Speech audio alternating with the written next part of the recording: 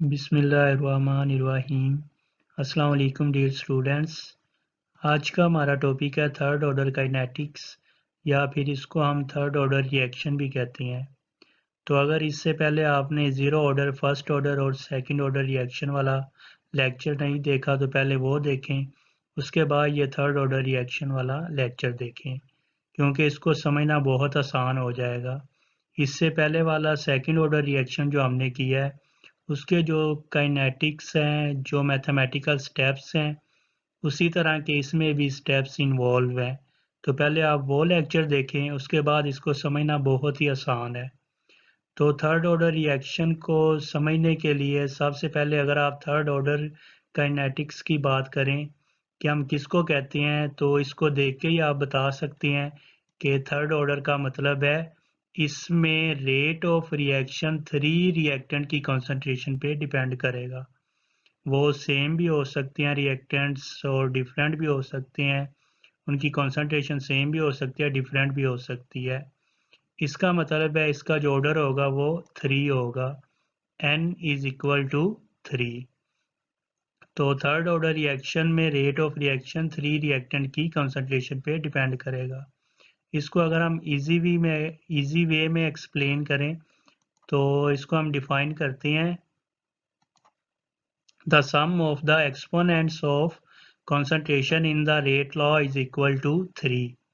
जो हमारे पास रेट लॉ की इक्वेशन होती है उसमें अगर कंसंट्रेशन के एक्सपोनेंट्स या फिर पावर्स का सम 3 के इक्वल हो तब उसको हम कहेंगे थर्ड ऑर्डर रिएक्शन है।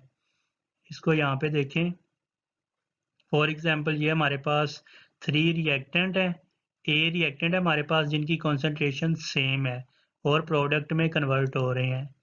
तो तब इसका रेट ऑफ रिएक्शन, अगर रिएक्टेंट की हम कंसंट्रेशन देखें वो कम होती है, माइनस का साइन है, तो इसके जब हम रेट ऑफ रिएक्शन या फिर एक्सप्रेशन निकालते हैं तो 3 को हम नीचे डिवाइड करते हैं। ये भी हमने सेकंड लेक्चर में डिस्कस किया था। इसके बाद अगर हम प्रोडक्ट की बात करें, फॉर्मेशन प्रोडक्ट जब बनना स्टार्ट होती है तो वो हमारे पास रिएक्टेंट के डायरेक्टली प्रोपोर्शनल होता है। और यहाँ पे ये जो 3 इसकी पावर है उसको हम यहाँ पे लिखते हैं, नंबर ऑफ मोल्स को पावर में लिखते हैं। तो अब अगर आप यहाँ पे देखें, इसका जो रेट है हमारे पास ये रिएक्टेंट में से कम हो रहा है, प्रोडक्ट में इंक्रीज हो रहा है। Rate of reaction is directly proportional to the concentration of reactant. तो यहाँ पे रिएक्टेंट की कंसंट्रेशन है जो हमारे पास, इसकी पावर कितनी है, 3 है। इसका मतलब है ये थर्ड ऑर्डर रिएक्शन है हमारे पास। इसके बाद अगर ये डिफरेंट होते हैं, जिस तरह ये हैं ए बी सी, तीनों डिफरेंट है, इनकी कंसंट्रेशन भी क्या होगी, डिफरेंट होगी। तो rate of reaction with the passage of time reactant में से कम होता जाएगा और ये किस में कन्वर्ट होता जाएगा, प्रोडक्ट में कन्वर्ट होता जाएगा। तो रिएक्टेंट में से टाइम के साथ साथ कम हो रहा है, रिएक्टेंट की कंसंट्रेशन कम हो रही है और प्रोडक्ट की कंसंट्रेशन इंक्रीज हो रही है। तो रेट ऑफ रिएक्शन किस पे डिपेंड करेगा, concentration of reactant A B and C. यहाँ पे इसकी पावर भी 1 है, इसकी भी 1 है और इसकी भी पावर भी 1 है। तो इसका क्या मतलब है, ये हमारे पास भी थर्ड ऑर्डर रिएक्शन है। ठीक है, अगर हम सिर्फ ए को देखें, ए का ऑर्डर ऑफ रिएक्शन क्या होगा, 1 होगा विद रिस्पेक्ट टू ए। अगर हम ए की सिर्फ बात कर रहे हैं, ए का ऑर्डर ऑफ रिएक्शन क्या है, तो इसका हम बताएंगे कि ये इसका ऑर्डर ऑफ रिएक्शन 1 है, बी का भी 1, सी का भी 1। ठीक है, अगर हम ओवरऑल बात करें रेट ऑफ रिएक्शन की, तो इसके रेट ऑर्डर ऑफ रिएक्शन क्या होगा रेट इक्वेशन में, तो ओवरऑल इसका ऑर्डर ऑफ रिएक्शन तीनों की पावर्स को प्लस करें, 1 + 1 + 1, तो इसका आंसर आएगा हमारे पास 3। इससे प्रीवियस लेक्चर में हमने इसके 2 केसेस डिस्कस किए थे, when initial concentration of reactant are same and when initial concentration of reactants are different. यहाँ पे हम when initial concentration of reactants are same इसको ही डिस्कस करेंगे, सिर्फ ये वाला केस डिस्कस करेंगे। ठीक है, बाकी डिफरेंट कंसंट्रेशन के लिए वो काफ़ी लेंथी है, हायर लेवल का टॉपिक है, तो यहाँ पे सिर्फ हम सेम कंसंट्रेशन के लिए इसको डिस्कस करेंगे। तो यहाँ पे हमारे पास 3 रिएक्टेंट है, तीनों की कॉन्सेंट्रेशन सेम है, हमारे पास ए कॉन्सेंट्रेशन है। जब टाइम 0 होगा सिर्फ हमारे पास रिएक्टेंट ए है, ठीक है, इसकी ये इनिशियल कॉन्सेंट्रेशन है, प्रोडक्ट 0 है। जब हम टाइम को इंक्रीज करेंगे, time is equal to T, with the passage of time क्या होगा, रिएक्टेंट की कॉन्सेंट्रेशन कम होती जाएगी, ये वाले एक्स कॉन्सेंट्रेशन रिएक्टेंट की कम हो रही है और किस में कन्वर्ट हो रही है, प्रोडक्ट में, ठीक है। Overall rate of reaction directly फिर किसके होगा, concentration of reactants, A minus x, ये तीनों ए माइनस एक्स हैं, इनको हमने लिख लिया है। इसके बाद जब इसको हम ख़त्म करते हैं तो यहाँ पे हमारे पास कांस्टेंट के आता है और 1 + 1 + 1, इसकी पावर कितनी है, 3 है। अगर नीचे फंक्शन सेम है तीनों तो इसकी पावर्स को हम ऐड करते हैं, तो ये इसकी पावर 3 है, ये हमारे पास रेट कांस्टेंट के है। इसके बाद इसको हमने थोड़ा सा अरेंज किया है, जहाँ पे ये एक्स वाली टर्म है वहाँ पे एक्स और ये वाला के डी टी। अब इसको हमने इंटीग्रेट करना है, तो दोनों तरफ हमने क्या किया, यहाँ पे इंटीग्रेट कर दिया है, ठीक है। अब इसको हमने सॉल्व करना है, तो यहाँ पे इसको हम ऐसे भी लिख सकते हैं। अब इसमें से इसको हमने ऐसे क्यों लिखा है, ये नीचे पावर +3 है, जब इसको हम ऊपर लेके जाएंगे यहाँ पे, इसको इसके साथ मल्टीप्लाई ऊपर करेंगे तो ऊपर जाके पावर क्या हो जाएगी, माइनस में हो जाएगी, a माइनस एक्स ऊपर पावर इसकी -3 है, तो इसको हम इस तरह भी लिख सकते हैं। इसके बाद सॉल्यूशन ऑफ इक्वेशन 2, हमारे पास ये जो इक्वेशन नंबर 2 है, इसका हमने सॉल्यूशन निकालना है। तो इक्वेशन नंबर 2 को सॉल्व करते हैं डायरेक्टली, अगर इसका आंसर हम देखें तो ये हमारे पास इक्वेशन नंबर 2 का आंसर है 1/2 a माइनस एक्स, ऊपर ये पावर है स्क्वायर है, पावर में है ये 2, इज इक्वल टू के टी प्लस सी यहाँ पे इंटीग्रेशन कांस्टेंट है। अब इसका सोल्यूशन हमारे पास ये कैसे आया, तो वैसे तो स्टूडेंट्स इसको ऐसे ही याद कर लेते हैं कि इसका रिजल्ट ये है, लेकिन आप कोशिश करें कि इसको थोड़ा सा समझ लें। यहाँ पे ये पावर है, तो पावर को सॉल्व करने के लिए हम पावर रूल लगाते हैं, वो इजी है, वो भी मैं आपको समझा देता हूँ। सबसे पहले आपने देखना है कि ये जो हमारे पास फंक्शन है, ठीक है, a माइनस एक्स, इसका आगे डेरिवेटिव यहाँ पे होना चाहिए। तो सबसे पहले इसका हम डेरिवेटिव देखते हैं, a माइनस एक्स का क्या आएगा। प्रीवियस लेक्चर में भी हमने देखा था, a कांस्टेंट है, कांस्टेंट का डेरिवेटिव हमारे पास 0 होता है और x का derivative with respect to x 1 होगा, तो तब इसका आंसर हमारे पास क्या आएगा, -1 आएगा, ठीक है। अब यहाँ पे अगर फंक्शन है आगे इसका डेरिवेटिव हो, डेरिवेटिव को क्या होगा, इसका -1 है, तो -1 बनाने के लिए हम क्या करें, यहाँ भी माइनस से मल्टीप्लाई कर दें और बाहर भी माइनस से मल्टीप्लाई कर दें। यहाँ पे देखें माइनस इधर भी मैंने मल्टीप्लाई कर दिया, इधर भी मल्टीप्लाई कर दिया। अब हमारे पास ये फंक्शन है, आगे इसका डेरिवेटिव भी है -1, पावर जहाँ भी आ जाए, जब इंटीग्रेशन में इसको आपने सॉल्व करना है तो फंक्शन के आगे इसका डेरिवेटिव होना चाहिए। यहाँ पे हमारे पास डेरिवेटिव नहीं था, हमने खुद से बना लिया -1 और यहाँ भी माइनस, क्योंकि माइनस को माइनस से मल्टीप्लाई करो आंसर प्लस में ही आएगा, वही रहेगा, तो माइनस इधर भी माइनस इधर भी। अब इसको पावर को हम सॉल्व करते हैं, तो पावर सॉल्व करने का तरीका हमारे पास बहुत ही आसान है।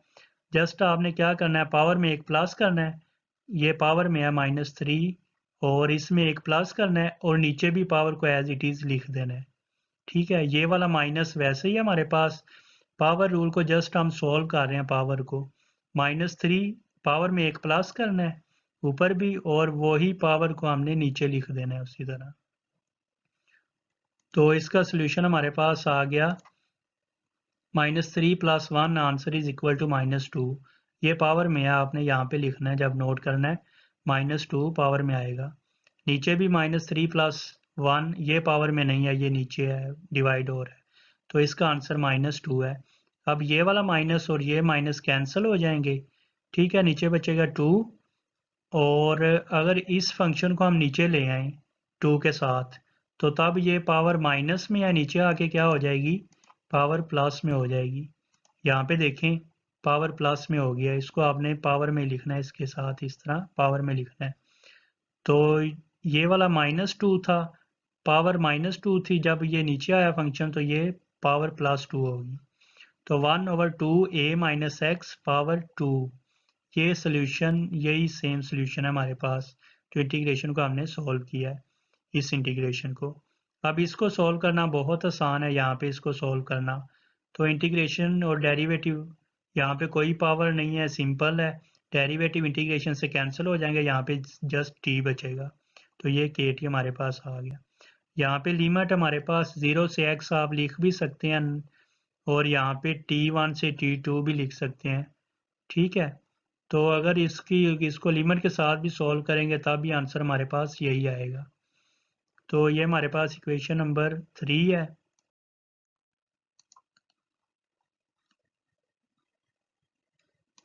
इक्वेशन नंबर 3 जो हमने सॉल्व की है। अब हमने c की वैल्यू फाइंड करनी है। तो c की वैल्यू फाइंड करने के लिए हम क्या करते हैं, इनिशियल कंडीशन पुट करते हैं। जब टाइम हमारे पास 0 था तब प्रोडक्ट भी हमारे पास 0 थे, ठीक है। अभी रिएक्शन स्टार्ट नहीं हुआ, जस्ट हमारे पास रिएक्टेंट्स हैं, वो प्रोडक्ट में कन्वर्ट होना स्टार्ट नहीं हुए, टाइम 0, तो प्रोडक्ट भी हमारे पास 0। इसको इसमें पुट करें इक्वेशन नंबर 3 में, जहाँ पे x होगा वहाँ पे 0, जहाँ पे t होगा वहाँ पे भी 0 आएगा। तो ये हमने पुट किया है, ठीक है। जहाँ पे t है वहाँ पे 0, और जहाँ पे x है वहाँ पे भी 0, यहाँ पे भी 0 आएगा, ठीक है। आपने यहाँ पे 0 लगाना है। तो इसका आंसर हमारे पास क्या आएगा,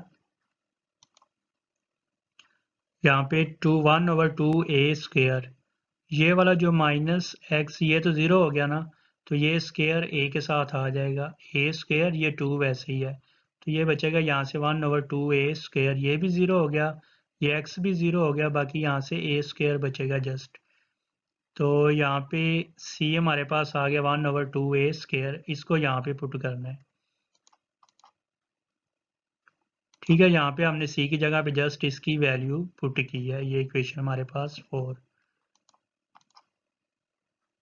इसके बाद ये प्लस में है, इधर आके माइनस में हो जाएगा फंक्शन। इसके बाद इसका एलसीएम 2a² है हमारे पास, और यहाँ पे 2a minus x whole square है।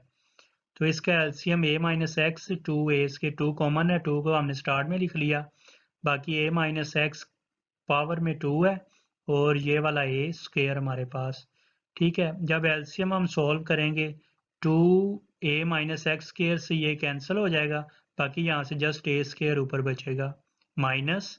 उसके बाद ये वाला फंक्शन 2a² से 2a² कैंसिल हो जाएगा, बाकी हमारे पास ये वाला फंक्शन ऊपर बचेगा, ठीक है। एलसीएम लेना आपको आता ही होगा।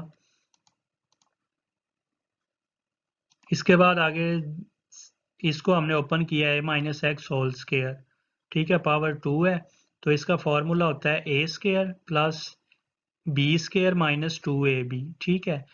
a हमारे पास a ही है, a² प्लस b की जगह पे x है, x² माइनस 2a, b की जगह पे x। तो ये फॉर्मूला आपको आता ही होगा, a minus B whole square हो तो उसको हम लिखते हैं a² plus b² minus 2ab।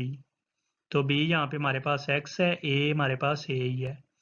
उसके बाद इसको सॉल्व करना बहुत आसान है, यहाँ पे माइनस को इससे मल्टीप्लाई कर दें अंदर, तो ये माइनस प्लस माइनस हो जाएगा, ये माइनस और ये माइनस प्लस हो जाएंगे। अब इसमें से a² प्लस क्या, ये माइनस का, ये दोनों आपस में कैंसिल हो जाएंगे। तो यहाँ पे देखें ये दोनों कैंसिल हो गए, बाकी हमारे पास ये वाला फंक्शन बचा।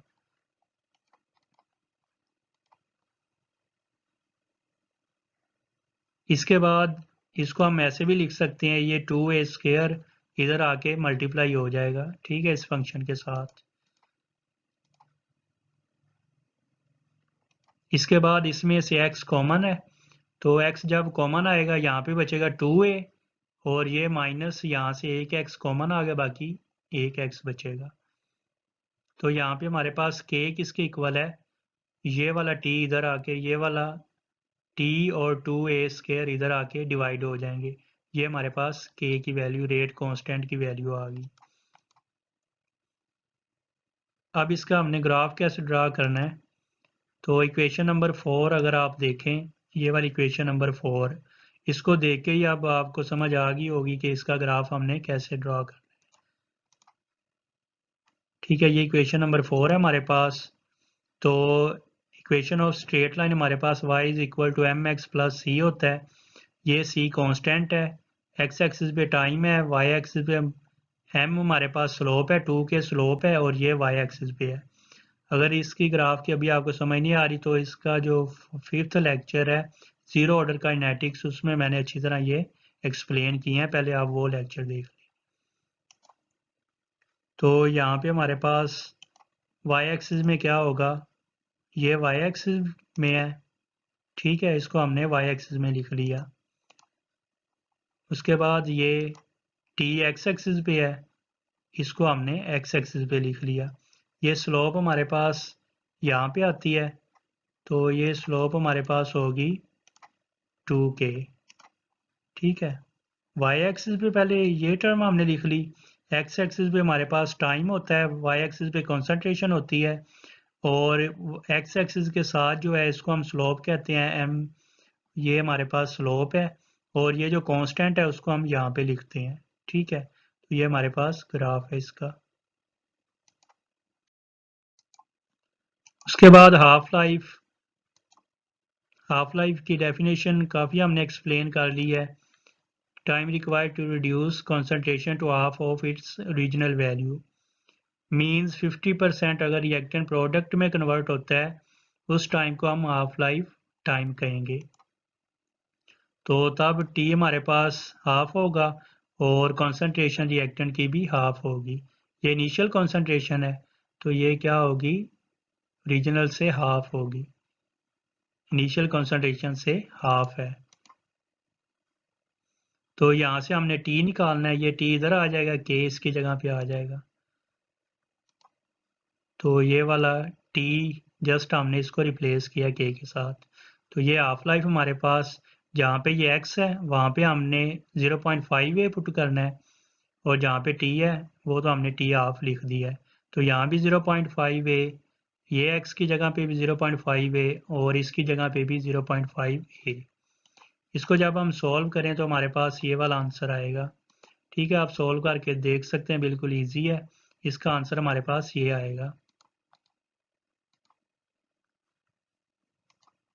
तो ये हमारे पास 3 को 2 से डिवाइड करें 1.5 आ जाएगा। तो हाफ लाइफ किसके डायरेक्टली प्रोपोर्शनल है, इनिशियल कॉन्सेंट्रेशन, इन्वर्सली प्रोपोर्शनल है initial concentration of second order, second power भी आप कह सकते हैं, ठीक है। Second power of initial concentration, इसके डायरेक्ट इन्वर्सली प्रोपोर्शनल है हाफ लाइफ, ठीक है। ये हाफ लाइफ सभी रिएक्शन के आपने याद रखने हैं, क्योंकि ये सेपरेट भी पूछ सकते हैं कि सेकंड ऑर्डर या फिर फर्स्ट ऑर्डर या फिर थर्ड ऑर्डर का हाफ लाइफ लिखें। तो हाफ लाइफ फर्स्ट में किस पे डिपेंड करता है, सेकंड पे किस पे डिपेंड करता है, और थर्ड पे किस पे डिपेंड करता है, उसको आपने याद रखना है।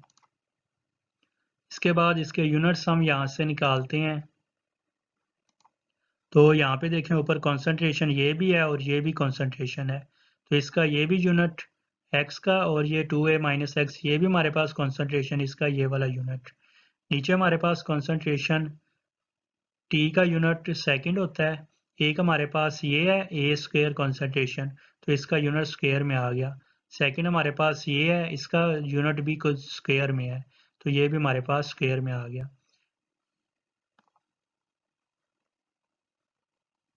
तो अगर इसको आप यहाँ पे देखें, ये वाला जो स्क्वायर है,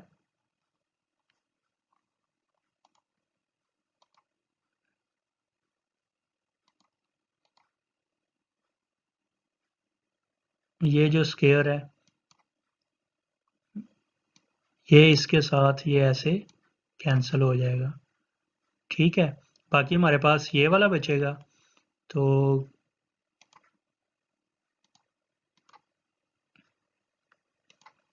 इसका फिर आंसर हमारे पास क्या आएगा, 1 सेकंड ऊपर जाके पर सेकंड हो जाएगा। ये पावर में मोल स्क्वायर है, ऊपर जाके ये पावर -2 हो जाएगी, यहाँ पे +2 है। ये डेसीमीटर क्यूब पर डेसीमीटर क्यूब पावर 2 है, -3 मल्टीप्लाई बाई 2 6 हो जाएगा। यहाँ पे -6 है, ऊपर जाके ये +6 हो जाएगा। तो ये इसका इस तरह ये हमारे पास यूनिट आ गया थर्ड ऑर्डर रिएक्शन का। उसके बाद अगर इसकी एग्जांपल देखें तो एक हमारे पास ये एग्जांपल है। अगर इसका हम रेट लिखें तो रेट हमारे पास ये वाला आएगा। वैसे यहाँ से अगर आप नंबर ऑफ मोल देखें तो वही हमारे पास रेट इक्वेशन में हम यूज़ नहीं करते, इस वजह से क्योंकि ये एक्सपेरिमेंटल है हमारे पास। थ्योरेटिकली इसको देख के हम नहीं बता सकते कि इसके इतने नंबर ऑफ मोल्स हैं तो इसका ऑर्डर ऑफ रिएक्शन भी इतना होगा। एक्सपेरिमेंटली अगर इसको मेजर करें तो इसका ऑर्डर ऑफ रिएक्शन 3 है, 1 + 2। तो अगर इसका ऑर्डर ऑफ रिएक्शन बताएं इस रिएक्टेंट के लिहाज से 1 होगा और इस रिएक्टेंट के लिहाज से हमारे पास 2 है। तो ओवरऑल ऑर्डर ऑफ रिएक्शन कितना है, 1 + 2 3। सेकेंड एग्जांपल है हमारे पास रिएक्शन NO का हाइड्रोजन के साथ। तो ये भी थर्ड ऑर्डर की एग्जांपल है।